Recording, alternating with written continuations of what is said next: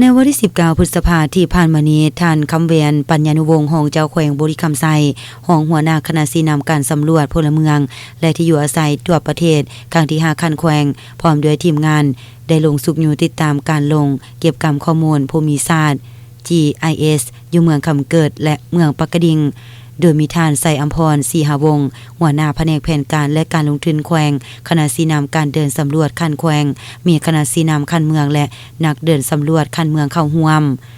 ในพิธีได้รับฟังการรายงานความคืบหน้าในการจะตั้งปฏิบัติการเดินสำรวจพลเมืองและที่อยู่อาศัยอยู่เมืองคำเกิดจากท่านภาสุกจุมมลวงศ์รองเจ้าเมืองคำเกิดคณะสีนำการสำรวจคันเมืองโดยได้แบ่งออกเป็น40เขตสำรวจกว่าเอา62บ้านทั่วเมือง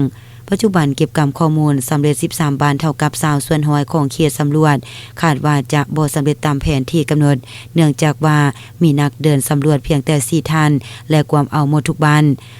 จำนวนโครงสร้างอาคารบางเขตหลายกว่า600ขึ้นไปซึ่งตามแผนที่กำหนดแม่นอยู่ในระดับ250-300เท่านั้นว่ารวมแล้วเมืองคำเกิดแม่นแตกต่างกับ6เมืองดังนั้นห้องการสำรวจคันแขวงจะต้องได้เอาใจใส่เป็นพิเศษเพื่อนำเสนอห้องการสำรวจระดับสารรับทราบและมีวิธีแก้ไขอย่างสมเหตุสมผลระหว่างนักเดินสำรวจกับหน้าที่เวียกงานตัวจริงพร้อมนี้ในกองประชุมคณะสีนำและนักเดินสำรวจยังได้มีการแลกเปลี่ยนและถอดถอนบทเรียนร่วมกันเกี่ยวกับเวียกงานการสำรวจพลเมืองและที่อยู่อาศัยทางนี้ก็เพื่อแนใส่ให้เวียกงานดังกล่าวได้รับการปรับปรุงและแก้ไขดีขึ้นในต่อหน้าจากนั้นคณะสีนำการเดินสำรวจคันแขวงและคณะสีนำคันเมือง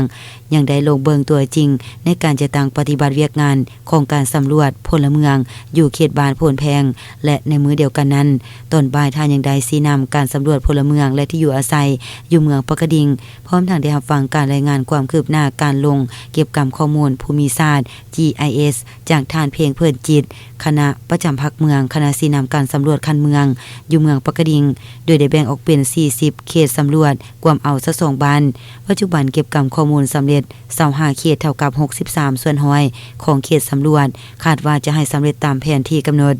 โอกาสนี้หงหัวหน้าคณะสีนำการสำรวจพลเมืองคันแขวงยังได้ให้ทิศสีนำและเน้นให้คณะสีนำทั้ง2เมืองเอาใจใส่เก็บกำข้อมูลภูมิศาสตร์ GIS โดยเฉพาะโครงสร้างอาคารต่างๆที่นอนในเขตสำรวจด้วยความรับผิดชอบสูง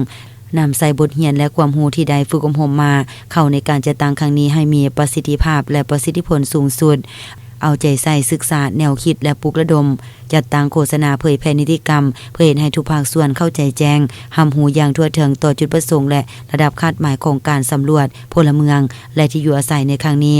ตามพันธะของพลเมืองลาวการจัดตั้งปฏิบัติการสำรวจต้องรับประกันความปลอดภัยให้ได้ห้อยส่วนห้อย